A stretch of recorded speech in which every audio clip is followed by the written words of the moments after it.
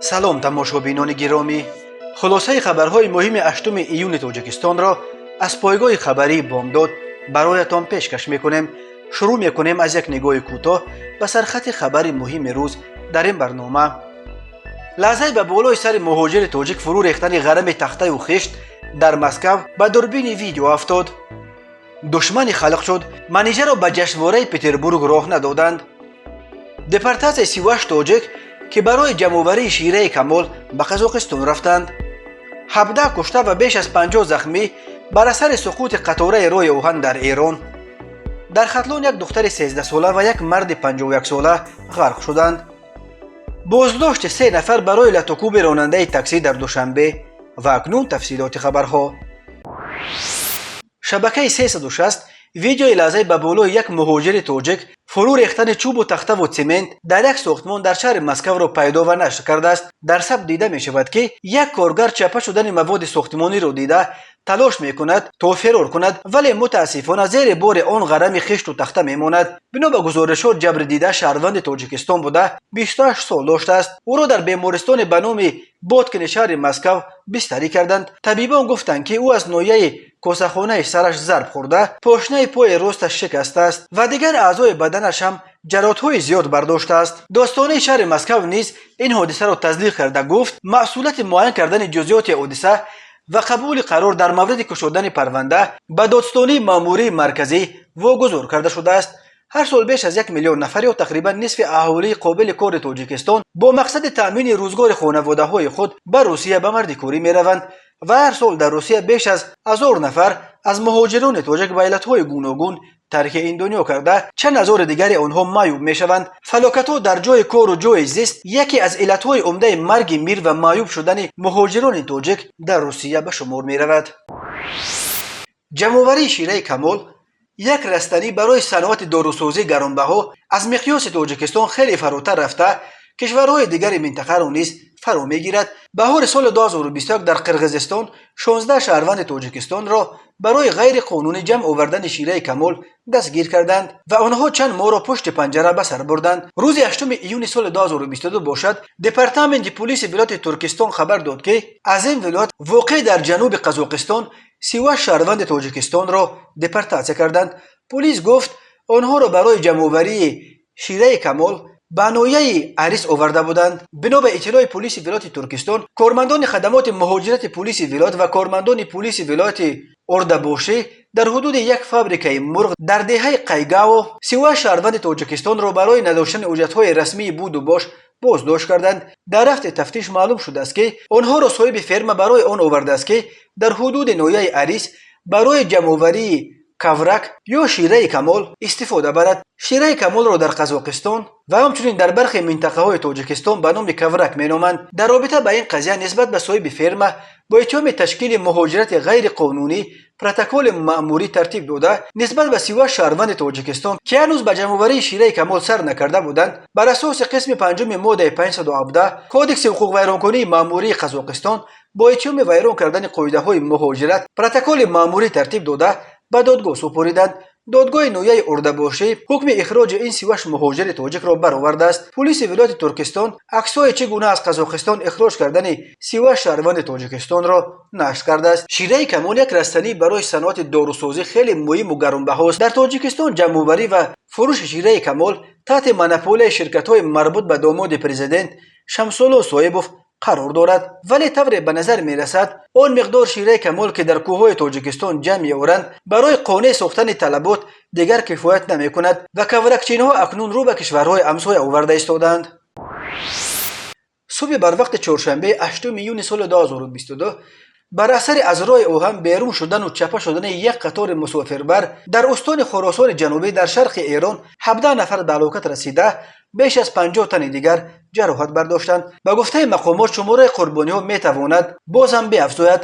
дар лаҳзаи садама дар қаторе ки тақрибан дар 50 километрии шаҳри Табас дар як мавзеи биёбонӣ аз саф вагон 4 вагонаш аз роҳ берун шуд, 350 нафар ҳаракат доштанд. Табас дар тақрибан 550 километрии ҷанубу шарқии Теҳрон, пойтахти Эрон, ҷойгир шудааст.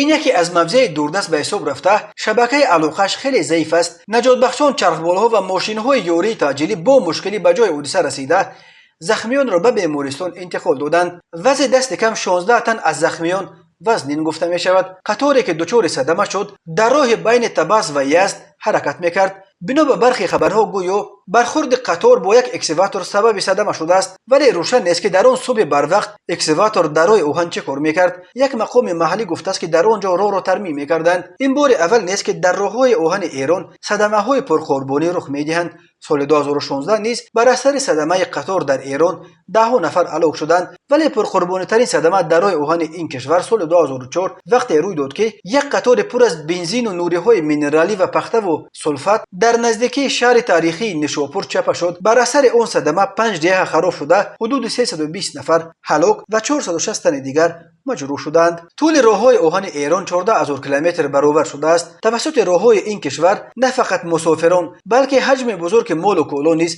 کشانده می شود. در راههای ایران هر سال بر اثر صدمه ها تقریبا 17000 نفر جان میگیرد. ایران از لحاظ سطح صدمه ها یکی از جایهای پایین ترین را در دنیا اشغال می کند. رعایت نکردن قاعده های حرکت، ماشین ها و راههای فرسوده که جوابگوی طلبات نیستند و هم شبکه‌های ضعیف کمک تعجیلی سبب چنین سطح بلند مرگ و میر در راههای ایران نام برده می شود.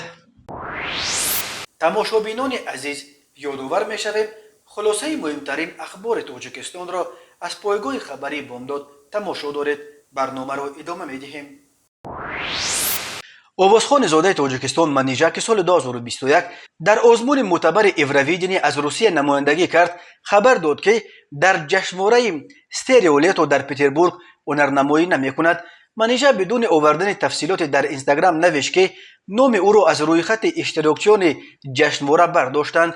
جشنواره استریولیتو روزهای 12 13 ایون دایر می شود و منیژه قبلا گفته بود که برای اشتراک در این چاره‌بینی از فرانسه به روسیه برمیگردد. منیژه چند پیش در پی در شهر پاریس دچار صدمه شدن خواهرش به فرانسه رفته بود. جشنواره استریولیتو 2022 نیز در صحیفه‌اش در شبکه فکنتاکت تصدیق کرد که هنرنمایی منیژه را در این جشنواره به سبب‌های از آن نوابسته لغو کردند. اساسگذار جشنواره ایلیا برتنیوک نیز به فنتانک قرار لغو هنرنمایی منیژه را با راضیگی طرفین و در وضعیت کنونی درست خوانده است. منیژه بعد نشر خبر اشتراکش در جشنواره استریولیتو هدف یک معرکه گسترده حمله قرار گرفت. در این معرکه بخصوص هنرپیشه روس ماریا شوکشینا سخت فعال بود. چند روز باز به من درباره جشنواره استریولیتو می‌نویسند. اگرچه باشد شماره زیاد خائنان در اینجا جمع می‌شوند تا سرایند و رقص کنند و خرسندی کنند. به پتربورگ مگر این لازم است؟ نوشته شوکشینا در تلگرام. منیژه مخالف جنگ ضد اوکراین بود و آن را جنگ برادرکش نامیده. گفت متاسفانه این جنگ از اختیار او جریان دارد. در عین زمان منیژه مخالف در عرصه فرهنگ در انزوا قرار دادن روسیه بود. منیژه همچنین ماه مارت سال جاری هنوز در روزهای اول آغاز جنگ اوکراین ترانه نوش با نام سرباز به زبان انگلیسی را نشر کرد که در آن با صراحت مخالفت خود را به هر نوع جنگ و خونریزی بیان کرد. منیژه سال 2021 نیز در پی آنکه باعث نماینده روسیه در آزمون ایورویژن انتخاب شد به موج گسترده حمله ملتگرایان روس دچار شده بود. منیژه اولین هنرمند نیست که به موقعش نسبت به جنگ روسیه در اوکراین مجازات می شود. ماه مای مقامات روسیه آوازخوان زاده ازبکستان نرگس زوکیرووا را به قلمرو روسیه راه ندادند و اعلام کردند که او برای 50 سال یعنی تا سال 2072 از حق عبور مرزهای روسیه محروم کرده شده است. نرگس زوکیرووا نیز جنگ روسیه به ضد اوکراین را محکوم کرده بود. کمیته ولایت‌های فوق‌العاده تاجیکستان خبر داد که روز 7 یونیو سال 2022 در ولایت ختلان جسد باز 2 نفر را از آب بیرون آوردند. طبق معلومات ریاست ولایت‌های فوق‌العاده ولایت ختلان روز 7 ایون تخمیناً ساعت 13:45 کارمندان فرودگاه شهر باختر از روی آب نمودار شدن جسد یک دختر در قلمرو جماعت شهرک بوستانقلعه نویه کوشانیان خبر دادند. دسته نجات ریاست کمیته ولایت‌های فوق‌العاده در ولایت ختلان فوراً به جای حادثه حاضر شده است و جسد را از آب برآورده به ساختارهای دخل‌دار سپرده است. کمیته ولایت‌های فوق‌العاده گفت معلوم گردید که مرحوم ساکن شهر لیوکان کوچه ترسونزاده خواننده صنف 6 مکتب میانه رقم 14 بوده همگی 13 سال داشته است. بنا به معلومات رسیده این دختر نابالغ روز 1 ایون در آب دریای وخش در حدود شهر لیوکان جماعت دیهات وحدت دهه نورافشان غرق شده بود. سبب مرگ دختر نابالغ از جانب مقامات صلاحیت‌دار تحقیق می شود. همچنین روز 6 ایون از نوپدید شدن یک ساکن 51 ساله دهه سر راه جماعت شهرک بلخ نویه بلخی خبر رسیده بود. بعد پرسجوی شاهدان و راه اندازی کارهای جستجویی سر و لباس او را در ساحل کانال قمسگیر در موضع نویه بلخی پیدا نمودند. روز 7 ایون سال 2022 در نتیجه کارهای جستجویی از جانب نیروهای غیر حربی و دسته مخصوص زودعمل نجات ریاست ولایت‌های فوق‌العاده ولایت ختلان جسد این مرد را 1500 متر پایین‌تر از جای حادثه پیدا کردند و به خویشاوندانش سپردند. سبب غرق شدن این مرد نیز معلوم نیست. تنها از اول ماه ایون الکی درباره غرق شدن دست کم 5 نفر خبرها نشر شدند. به حساب کمیته ولایت‌های فوق‌العاده از اول سال جاری الکی بیش از 30 نفر اکثرا نوبالغان در رود و کوههای تاجیکستان غرق شدند. و حالا یک مرور کوتاه به اخبار کریمینالی و حادثه‌های ناخوش روز. صحنه 6 ایون سال 2022 در کانال پرویز تیوی نوار نشر گردید که در آن مناقشه و زیر التکوب قرار گرفتن یک نفر راننده افت مسافربر از جانب گروه اشخاص انعکاس یافته است. کاربران شبکه‌های اجتماعی از میلیسای دوشنبه درخواست نمودند که نسبت جوان ویران کننده ترتیبات چاره‌های تاثیررسانی قانونی اندیشیده شود. در نتیجه پیشبرد یک قطار چاره‌بینی‌های اپراتیوی جستجویی نفران قانون شکن معین و دستگیر کرده شده به مقامات میلیسا دسترس گردیدند. اینها شهروندان قلندر سوراب سال تولدش 1995 ساکن شهر دوشنبه، نویه اسماعیل سامونی راننده افت تمغه اوپل استرا رقم قید دولتیش 6767 XH01 قلندرف جهانگیر سفارویچ سال تولدش 1991 استقامت کننده شهر دوشنبه کوچه دهنوک بالا. عبیدالله نیکروز سال تولدش 1993 استقامت کننده نویه ورزاب دهه چغته می باشند. ضمن سنجش معین کرده شد که نامبردگان صحنه 6 ایون سال جاری تقریبا ساعت 19:40 دقیقه هنگام حرکت از سمت کوچه جبور رسولوف به سمت کوچه باباجان غفوروف به سبب مانع ایجاد نمودن به حرکت آنها راننده ماشین تمغه خوندای سالیاریس رقم‌های قید دولتیش 9132 ت05 نصرالدینوف سعدی سال تولدش 1982 استقامت کننده شهر دوشنبه کوچه دهه بالا را مورد التکوب قرار دادند. در نتیجه نصرالدینوف جراحت جسمانی برداشته حالا در بیمارخانه بستری می باشد. وابسته به حالت مذکور نسبت گمانبران طبق طلبات ماده 237 قسم دوم کودکس جنایتی جمهوری تاجیکستان پرونده جنایتی آغاز کرده شده مورد تفتیش قرار دارد. به 3 نفر دستگیر شده بر اساس این بند قانون برای افباشی گروهی همچون جزا و جریمه به مبلغ از 1000 تا 2000 نشان دهنده برای حسابها و یا تا 5 سال زندان تهدید میکند. ریاست وزارت کارهای داخلی شهر دوشنبه روز 8 ایون سال 2022 خبر داد که در نتیجه سنجش و بررسی نوار ارسال نموده شهروندان راننده افت تمغه مرسدس بنز رقم‌های قید دولتیش 7778 AK08 میرزایف محمد خوجه سال تولدش 2021 استقامت کننده نویه رشت به مقامات میلیس شهر دوشنبه دسترس کرده شد. ضمن پرسش معین کرده شد که میرزایف محمد خوجه هنگام اشتراک در مراسم توی دیده و دونسته قاعده‌های حرکت در راه را دغلانه ویران نموده به مسافران خود اجازه داده است که سرای خود را از تریزه‌های افت به بیرون برآورده با آواز بلند دغلانه رفتار کنند. همزمان نامبردگان با این عمل خود حالت خطرناک و صدمه‌آور را نیز به وجود آوردند. گفته می شود در اطلاعیه وابسته به حالت مذکور نسبت به میرزایف محمد خوجه طبق طلبات ماده 328 کودکس حقوق ویرانکنی ماموری جمهوری تاجیکستان برای تامین نکردن بی‌خطری حرکت پروتکل ماموری ترتیب داده شده طبق مقررات ماده مذکور چاره‌های تاثیررسانی قانونی اندیشیده شده است. همزمان با 3 جوانی که هنگام حرکت جان خود را در خطر گذاشتند صحبت‌های پروفیلاکتیکی و کارهای فهماندهی گذرانیده شده است.